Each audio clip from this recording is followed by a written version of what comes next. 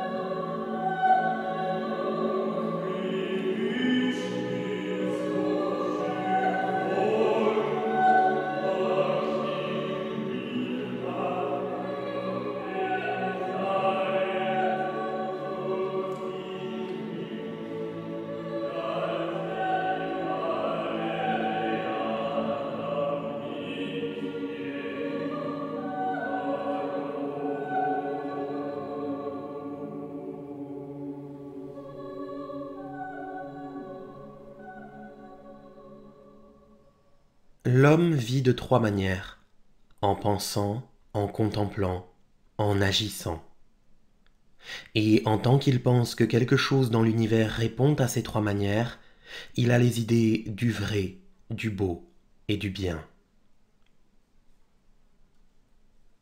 Si l'on considère particulièrement le beau et le bien, l'on pourra penser que, puisque l'homme est un, le beau et le bien ne peuvent pas être absolument séparés.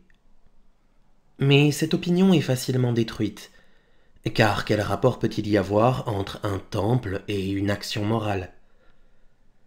L'œuvre d'art peut être conforme à la morale, souvent elle ne l'est pas, mais pour certaines œuvres, comme les monuments, les termes de conforme ou contraire à la morale n'ont pas de sens.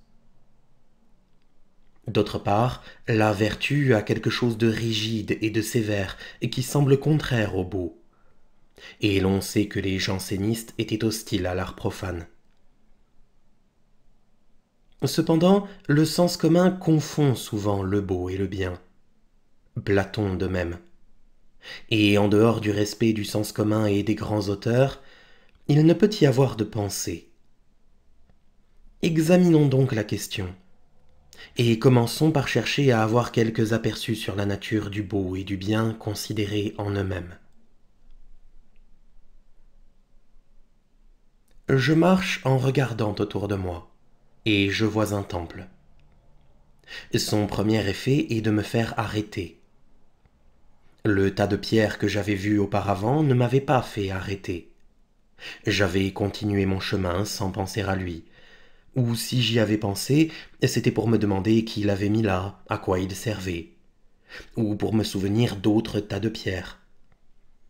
Si je l'avais contemplé un instant, c'était en me rappelant un tas de pierres dans un tableau. Enfin, il m'avait fait penser à toute autre chose qu'à lui. Mais devant le temple, je ne pense à rien qu'au temple. Le temple arrête mon corps et mon esprit. Je peux tourner autour de lui, mais il est toujours là, s'imposant à mon corps qui est contraint de l'imiter. Comment aurais-je imité le tas de pierres? Un tas de pierres n'a pas de forme qu'on puisse imiter. De même pour la pensée. Toute pensée est ramenée au temple. À toute question, il ne répond que par soi-même. Il ne me servirait à rien de connaître le nom du Dieu et celui de l'architecte, mais je ne désire même pas les connaître. Contre cette présence, toute pensée se brise. De même que si j'avance la main pour changer la place d'une pierre, il semble qu'un dieu me repousse.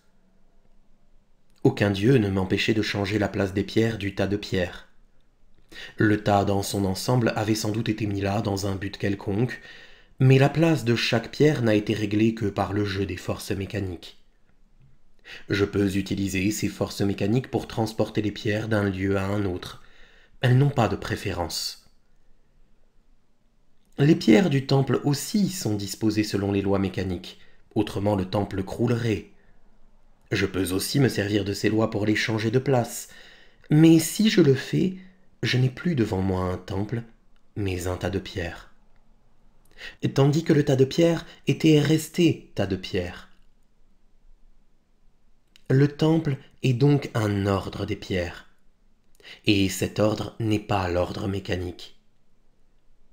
Une pierre n'est pas seulement dans le temple ce qu'elle est comme matière, l'ensemble des actions mécaniques que l'univers existant exerce sur le lieu qu'elle occupe. Une fois partie du temple, elle a un être propre. Si je voulais la déplacer, il me semble qu'elle résisterait. Elle ne résisterait pas, mais j'irais contre une tendance de son être. Si je l'enlevais, elle demanderait à retourner à son ancienne place, et le reste du temple la demanderait pareillement. Ce langage est mythologique. Il n'est pas possible encore de parler autrement. Toujours est-il que, puisqu'il y a tendance, cet ordre du temple que ne possède pas le tas de pierres est finalité.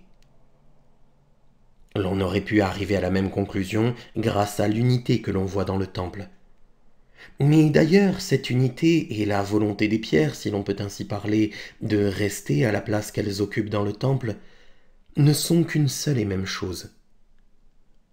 Le temple en tant que temple est donc finalité. Mais quelle finalité ? Un marteau et une figure géométrique sont aussi réglés selon une finalité. Mais quand je vois un marteau, tout mon corps se dispose à frapper, en même temps que mon esprit forme l'idée de l'usage propre du marteau. Si je vois ce marteau comme un, c'est que je le compare à cet usage. Si je change sa forme sans qu'il cesse de pouvoir servir, son unité n'est pas altérée. Pour qui ne connaîtrait pas son usage, le marteau ne serait que matière dans la matière. De même pour le cercle. Si ce n'est que sa fin n'est pas, comme celle du marteau, du domaine de l'existence. Ce qui donne son unité au cercle, c'est la loi ou le concept du cercle. C'est vers cette loi que la vue d'un cercle porte mon esprit. Le marteau et le cercle me portent donc tous deux vers autre chose qu'eux-mêmes, à quoi je les compare pour percevoir leur finalité. Le temple, au contraire, ne me porte que vers soi-même. Le temple n'est réglé sur aucune fin existante ou abstraite qui soit hors de lui. Il n'est réglé que sur soi-même. Il ne peut être comparé qu'à soi-même. L'on ne peut même pas dire qu'une partie serve de fin ou de modèle à l'ensemble. Toutes les parties sont également belles, rapportées au temple et prises comme symbole du temple entier, également dépourvues de beauté si je les considère hors du temple. Le temple tout entier est fin et modèle du temple tout entier. Le temple n'appelle rien. Il n'appelle pas de fin, comme il vient d'être dit. Il n'appelle même pas de cause.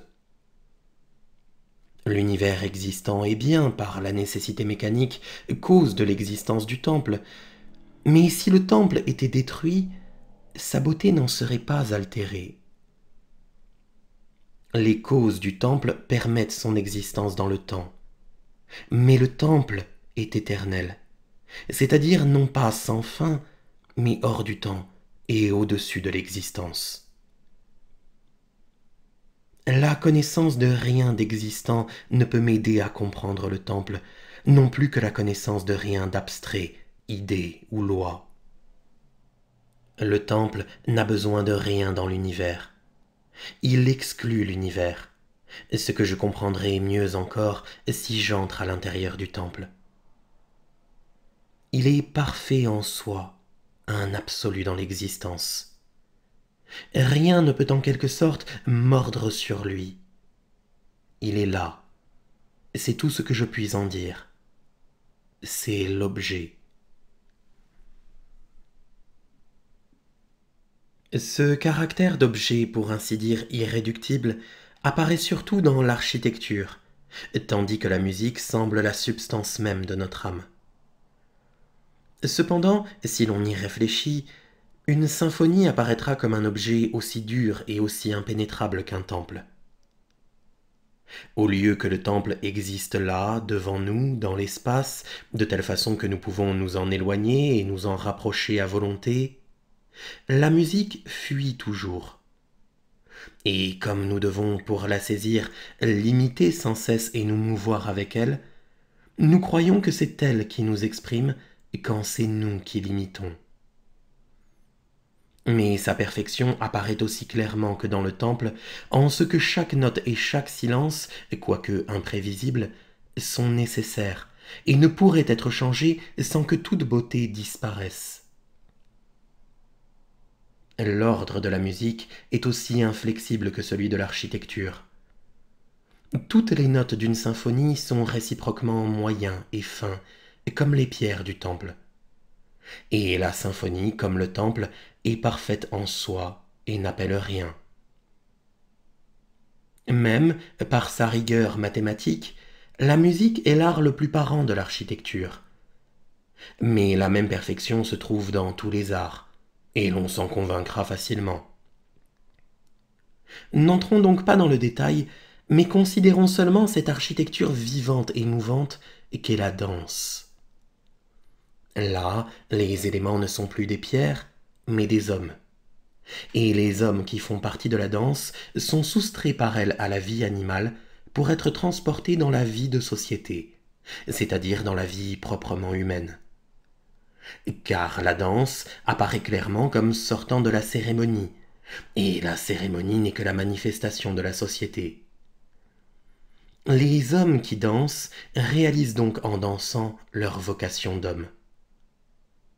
Or, tous les arts, et l'architecture en particulier, sont des symboles de la danse, ou plutôt de la cérémonie. Et si donc il a été dit tout à l'heure que les pierres du temple veulent être où elles sont, ce qui est inintelligible, c'est que l'architecture est le fait de transporter dans les pierres les relations humaines. Mais l'univers, qui ne propose à l'homme aucun modèle de ces relations, les supporte quand l'homme les lui impose, et paraît même réaliser ainsi sa nature. Aussi, une fois le temple démoli, l'homme peut facilement voir dans chaque pierre quelque chose qui est en soi et pour soi.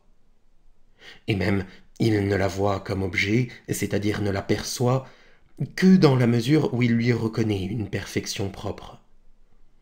De même pour toute la matière. La matière, qui n'était auparavant pour l'homme que sentiment et affection du corps, devient pour lui objet perçu une fois que l'art lui a appris à la voir belle. Et comme un fragment de temple est encore beau, parce que nous y voyons le symbole du temple tout entier, ainsi tout dans l'univers est beau, parce que symbole de l'univers. L'œuvre d'art est symbole de l'univers d'une autre façon, en tant que sa perfection représente celle de cet autre objet immense. Mais dans l'art et dans la nature, le beau est toujours le même, matière humaine pour ainsi dire, c'est-à-dire qu'il est son propre modèle et qu'en lui forme et matière ne sont qu'un. Et pourtant, impénétrable à l'esprit et répondant à tout par sa seule présence mystérieuse, symbole du Dieu objet, tel le sphinx. Le bien est autre et plus difficile à saisir, comme toujours fuyant. Ce pourrait être là le point de départ d'un parallèle avec le beau, mais il ne faut pas aller si vite. Considérons un acte moral, Et demandons-nous en quoi il est moral. Je suppose qu'un passant laisse tomber de l'argent dans la rue et qu'un homme, qui est auprès, le ramasse et le lui rende. Cet acte semble moral. L'acte de garder l'argent, au contraire, serait immoral. En quoi ces deux actes diffèrent-ils? Est-ce par les causes? Deux actes qui existent ont nécessairement des causes suffisantes de leur existence. Si l'on considère le rapport d'un effet à sa cause, l'on ne peut rien dire de l'effet sinon qu'il est nécessaire. Pour la nécessité mécanique, il n'y a ni mal ni bien.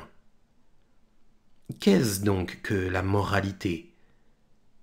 Elle paraît être un rapport, comme toutes les notions abstraites, ou pour mieux dire, un ordre dans les mouvements, autre que l'ordre des causes. Il suffit de voir l'homme dompter ce premier geste qui saisit l'argent et s'imposer les mouvements nécessaires pour le rendre, pour comprendre qu'il n'est pas mu par la seule nécessité mécanique, mais qu'il règle ses mouvements sur une fin. Car ils n'ont ni le naturel des mouvements instinctifs, ni le désordre des mouvements faits au hasard. La moralité est donc finalité. Mais les mouvements de celui qui garde l'argent, quoique ordinairement plus violents et plus désordonnés, ne semblent pas non plus manquer de finalité. Il ne suffit donc pas de dire que la moralité est finalité. Il faut se demander quelle est cette fin sur laquelle se règle l'acte moral. La moralité est-elle un rapport de moyens à fin dans l'existence? Considérons l'exemple qui a été exposé tout à l'heure. L'homme qui rend l'argent est peut-être riche et le passant pauvre. Mais cet homme peut être aussi pauvre, ou avoir besoin d'argent pour le distribuer aux pauvres. Et le passant peut être riche, et de plus vicieux. Il semble alors que non seulement dans son intérêt propre, mais encore dans l'intérêt général, l'homme en question devrait garder l'argent. Et cependant, si l'on demande quel est l'acte moral pour l'homme qui trouve de l'argent, le rendre ou le garder, tout le monde répondra qu'il faut le rendre sans s'informer de la richesse de celui qui a perdu l'argent ou de celui qui le rend. La moralité n'est donc pas un rapport d'acte à conséquence, un rapport dans l'existence et par suite contingent. Elle est liée nécessairement à la forme même de l'action morale. Celui qui rend l'argent agit moralement par le fait même qu'il le rend, sans qu'il y ait à considérer rien d'autre. Cependant, supposons que l'homme qui rend l'argent le rende dans l'espoir d'obtenir les récompenses attachées à la vertu, ou qu'il se soit aperçu que cet argent est de la fausse monnaie. Dirais-je encore que son action est morale? Non, sans doute. Mais si la moralité est un rapport formel, et que pourtant le jugement de la moralité que je porte sur une action dépend de certaines connaissances qui ne sont pas immédiatement perçues dans cette action, il y a contradiction, car ce jugement est contingent. Ainsi, moi qui regarde un homme agir, je dis que le concept de moralité n'a aucun sens, car il enveloppe une contradiction. Mais supposons une autre situation. Supposons que ce soit moi qui ramasse l'argent et le rende. Il n'y a pas alors d'une part des mouvements perçus et de l'autre des intentions supposées. Mon acte est perçu en tant qu'acte, c'est-à-dire en tant qu'intention réalisée en mouvement. Les intentions ne sont plus séparables de l'acte et la contradiction disparaît. C'est ainsi que l'on peut arriver à cette belle et forte vérité, déjà posée par Platon, que la morale n'est que pour soi. Le bien est donc dans le sujet. Première opposition avec le beau, puisque le beau est l'objet par excellence. Ainsi, je rends l'argent au passant. Si, avant que je le lui rende, quelqu'un vient me démontrer que cet argent serait beaucoup plus utile à la société dans mes mains que dans les siennes, je le rendrai tout de même si je suis honnête. Et si l'on me demande pourquoi, je répondrai par principe. La moralité, qui n'est pas, comme on l'a vu, conformité de l'action avec une fin existante, serait donc conformité de l'action avec une règle. Cette règle est à l'action morale ce qu'est le concept du cercle à un cercle particulier.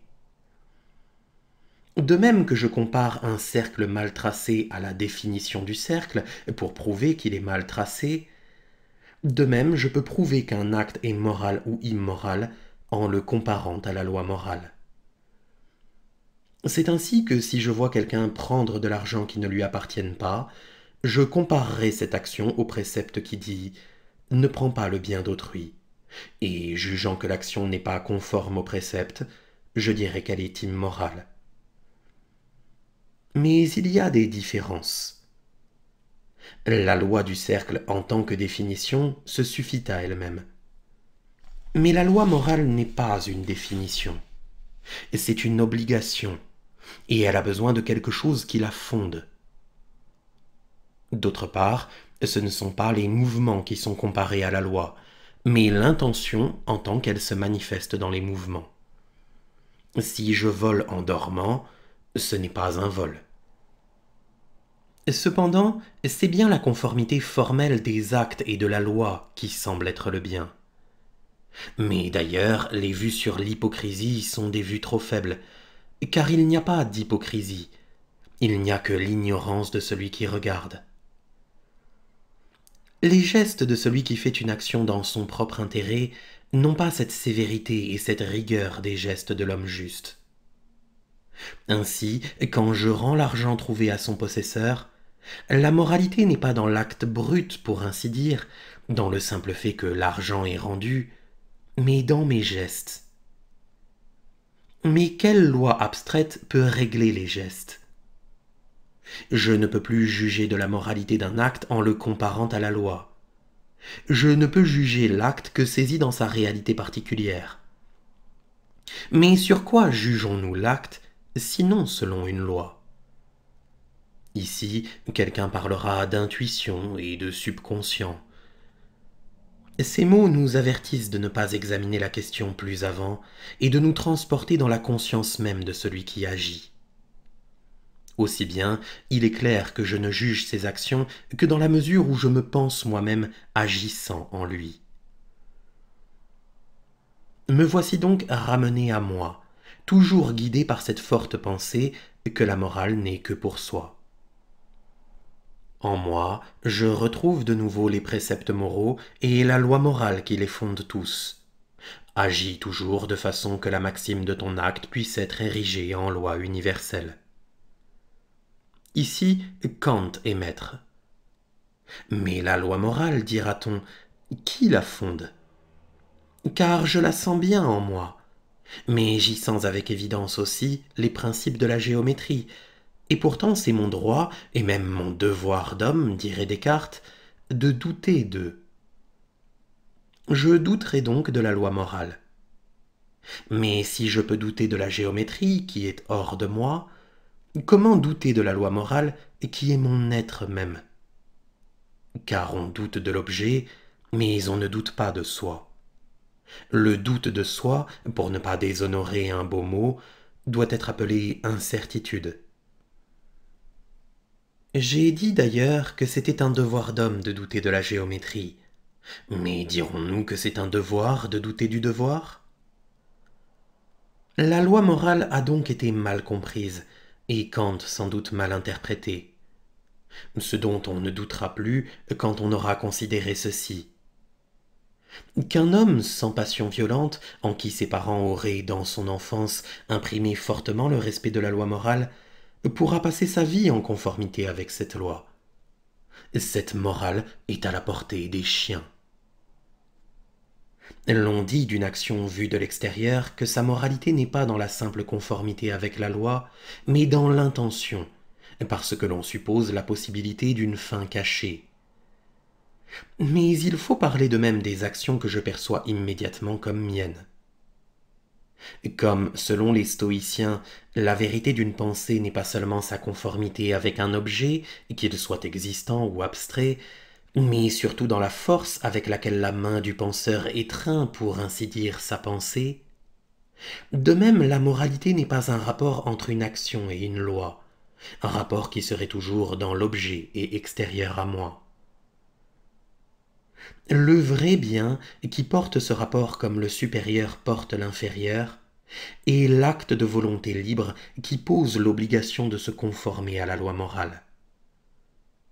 Sans la volonté qui étreint la loi et veut la réaliser dans l'action, la moralité n'est rien. Le bien n'est pas un état de non-péché, mais une action perpétuelle.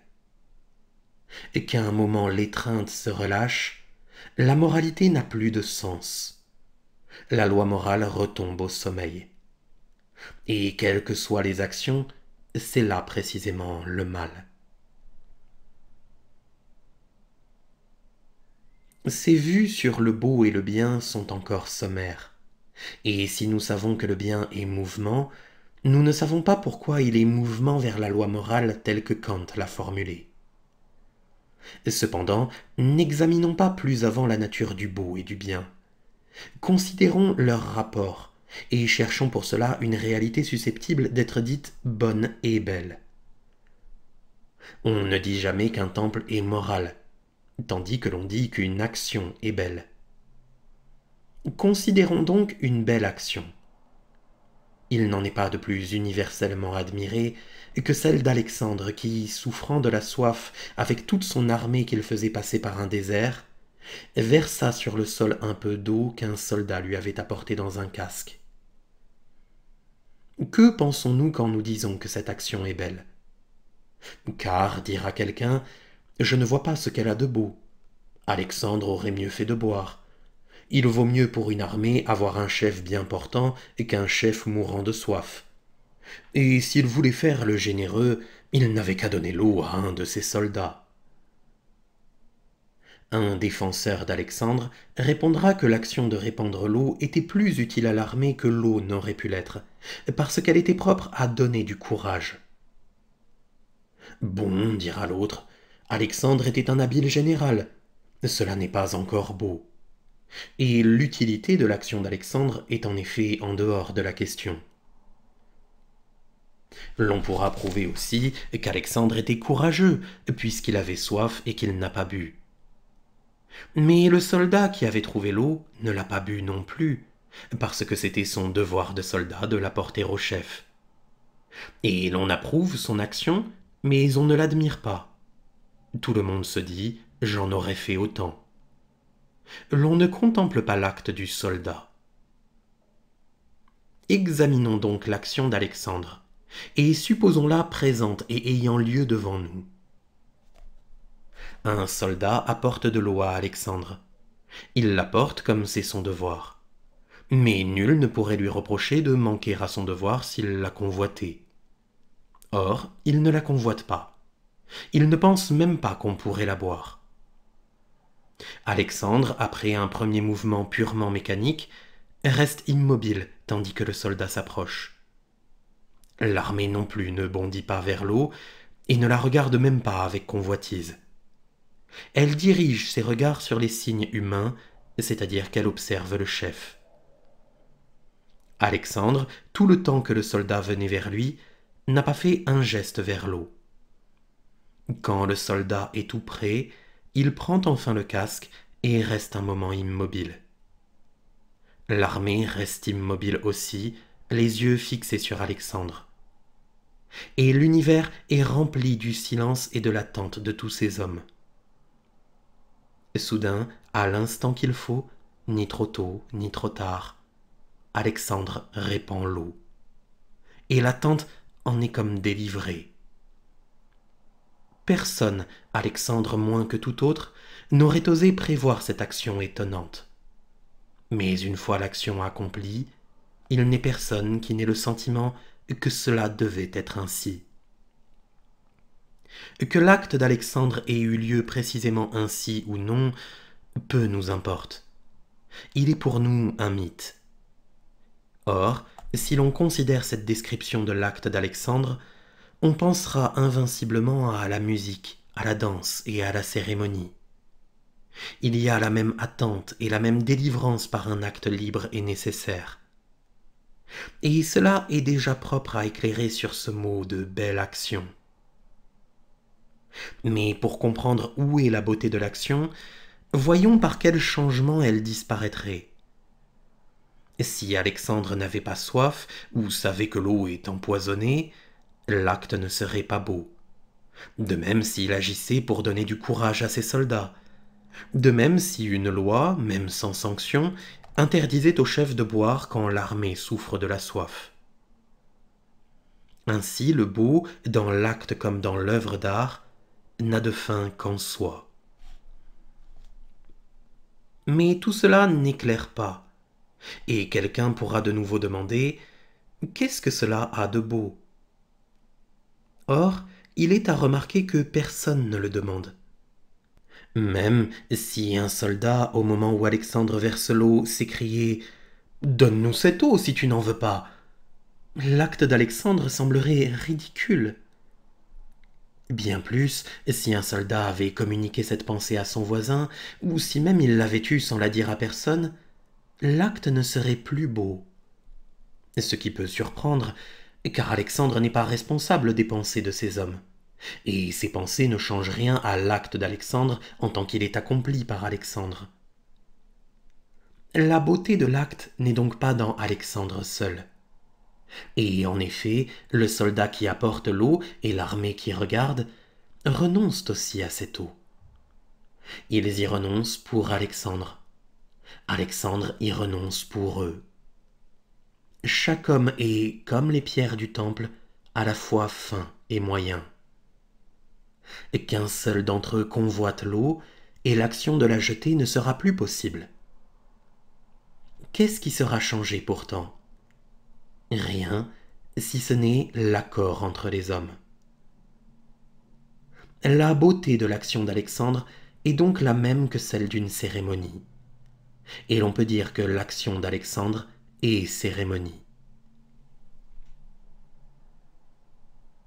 Elle est cérémonie, mais cependant la cérémonie n'est cérémonie que parce qu'elle est fixe et toujours répétée identique à elle-même, au lieu que l'action est invention. Une action n'est donc jamais belle. Jamais quand j'agis, je ne contemple moi agissant. Mais je contemple Alexandre. Son action m'apparaît comme immuable et hors du temps, hors de l'existence, parfaite, fin en soi, répondant à toute question par soi-même. L'action est devenue sphinx.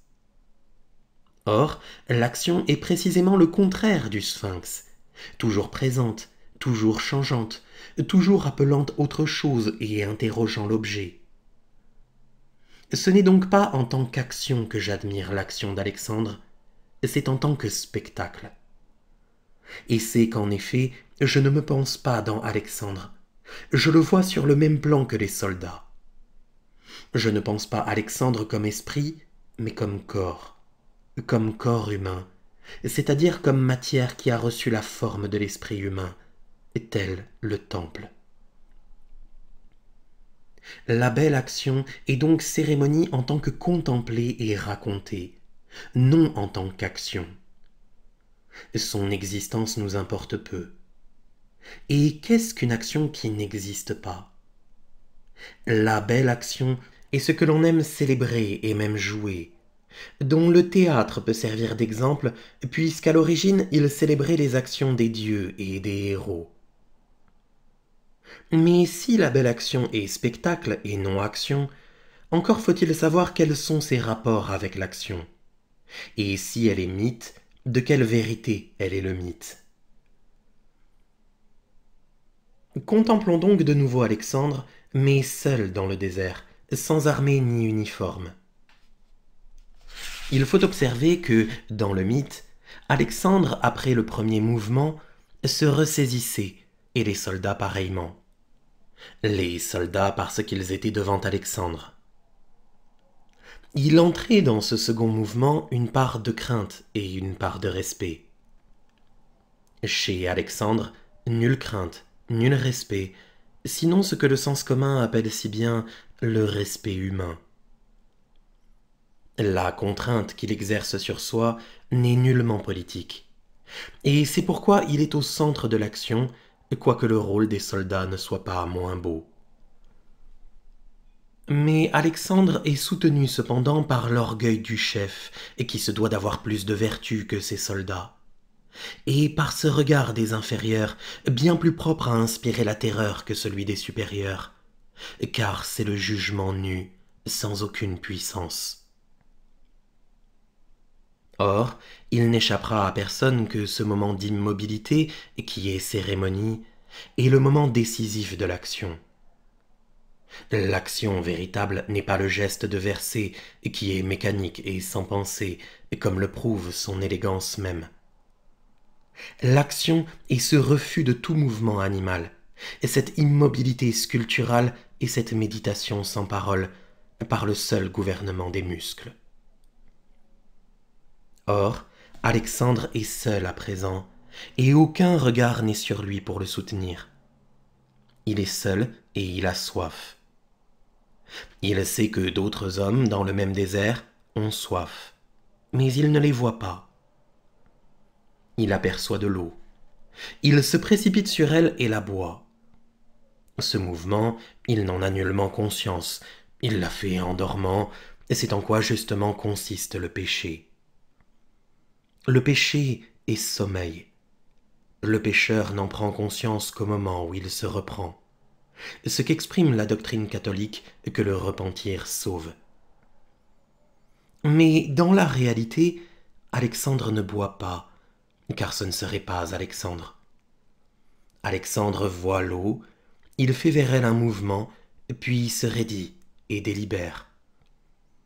Cette délibération n'est pas incertitude, mais doute, doute sur la valeur du premier mouvement. Quand il était devant son armée, son bonheur, s'il avait bu, l'aurait séparé de ses soldats, et les soldats de leur côté auraient envié Alexandre.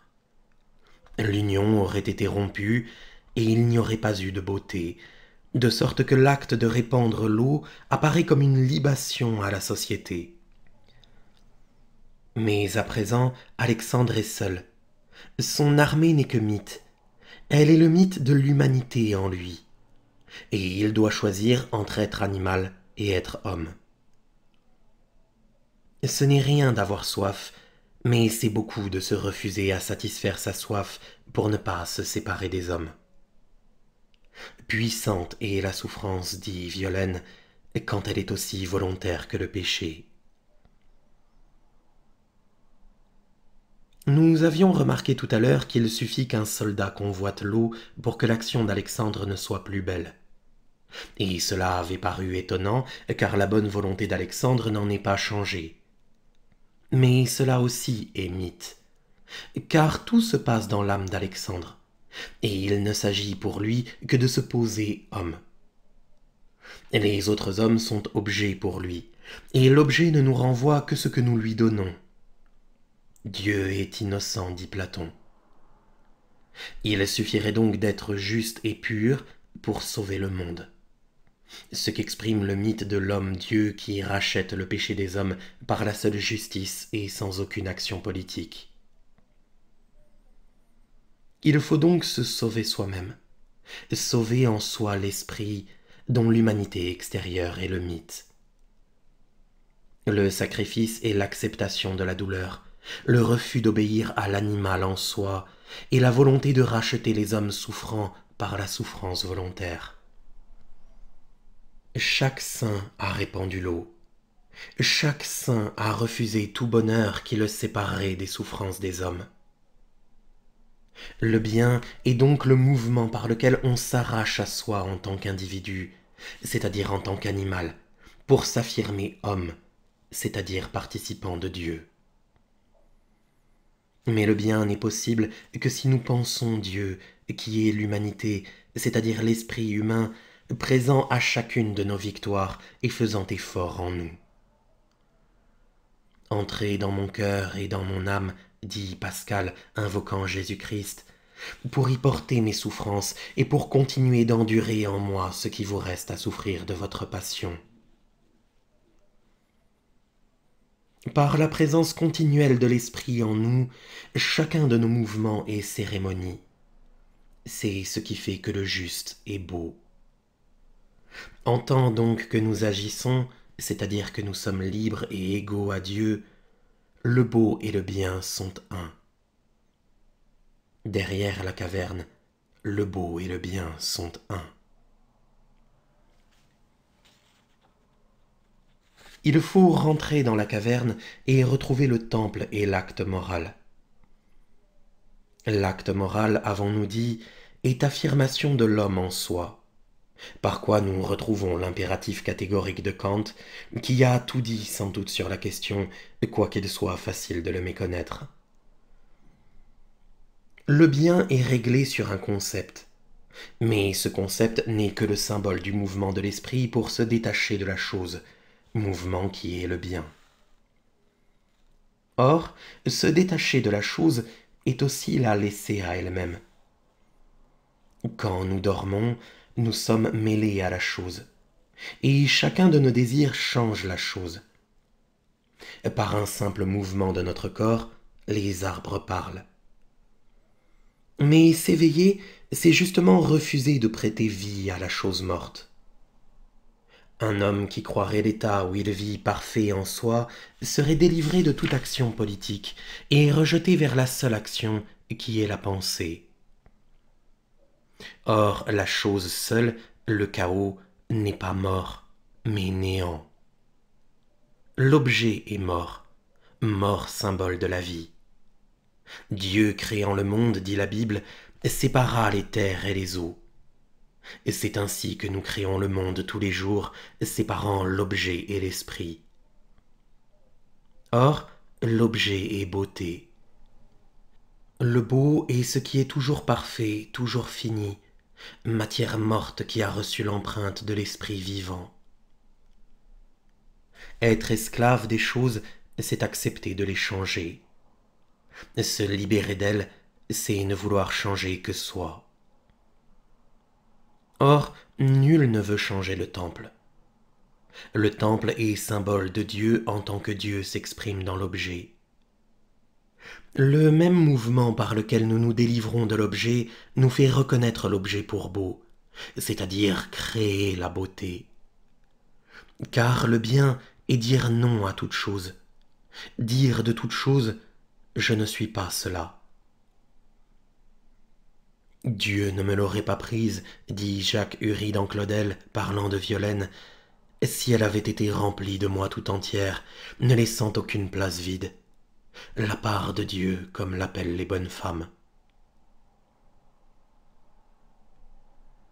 Je ne reconnais que le temple est beau que par la pensée. Je ne suis pas cela, car être un avec l'harmonie que je vois en lui est bien le premier temps du sentiment esthétique. Mais ce premier temps est sommeil.